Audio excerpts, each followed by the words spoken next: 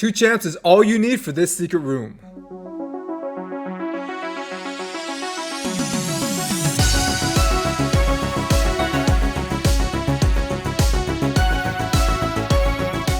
What is going on, Raiders? Soda Dragon here, bringing you a really nice duel for this secret room in the Hard Doom Tower, the Epic's only secret room. And just so you guys know, when I give you like duos or solos, it doesn't mean you only have to use those champions. Definitely fill out the roster, fill out your whole team, get the highest chance to succeed that you can. So the way I'm going to show you to beat this secret room doesn't involve Seer, so it's not like a speed team, but it is a very, very safe team, especially if you fill out the whole of the roster, that is all 5 champions, instead of just using the duo. But both are non-void, and one of those champs is actually a free champ. So here's our team, guys. We got Akoth here, whom you can earn from beating those secret rooms to the normal Doom Tower, and we also got Ajax here. So what does Akoth bring to the table? Well, he is our main damage dealer with an AoE HP burn for 2 turns on a booked 3-turn cooldown. Plus, Akoth can increase the cooldowns of all enemy skills if they're under HP burns. Now, both Akoth and Ajax both have AoE HP burns. Plus, Akoth can increase the cooldowns of all enemy skills if they are under HP burns. Now, as I mentioned, Akoth himself can AoE HP burn, plus Ajax can as well. Akoth can shield the team, and lastly, he has a really cool passive that whenever an HP burn tick goes off on an enemy, there's a 25% chance win book for Akoth to place a fear on them. So Akoth for me is really one of the best HP burners in this game, period. Not even of all the epics, I mean in this game, including the legendaries, period. Next up, guys, is Ajax. So what does he bring to the table? He has a nice team-wide strengthen buff, plus he has a block debuffs buff as well. And Ajax has a really unique HP burn / freeze, so if the enemy has a higher attack stat than their defense stat, then Ajax is going to freeze them for 1 turn. If they have a higher defense stat than their attack stat, then Ajax is going to HP burn them for 2 turns. And Ajax has a really cool passive as well, so anytime an enemy under an HP burn debuff takes a turn, everyone on your team is going to be healed for 5% of their max health. Plus, whenever a freeze debuff expires on the enemies, your team is going to get turn meter boosted for 10%. So you guys see the synergy between Akoth and Ajax, right? Especially with those AoE HP burns. Akoth is making sure enemies under HP burns rarely use their cooldown skills because he's increasing them all the time. Plus he has that chance to fear them every time that HP burn procs. And Ajax is healing the team every time one of those HP burn ticks goes off. And he has that AoE freeze for those high damage champs, that is champs whose attack is higher than their defense. And once those expire, he turn meter boosts your team. So this is a really good comp that's probably capable of full auto, even though a manual did. So why do I manual runs a lot of times? Because towards the end of a wave, like let's say there's 1 or 2 enemies left, I like to manual the A1s on everybody to make sure those cooldown skills are available once they reach that next wave. But it'll probably work fine full auto, especially if you plan to fill out the rest of the team. So if you do go full auto, make sure that Akoth leads off with Pyroclasm here.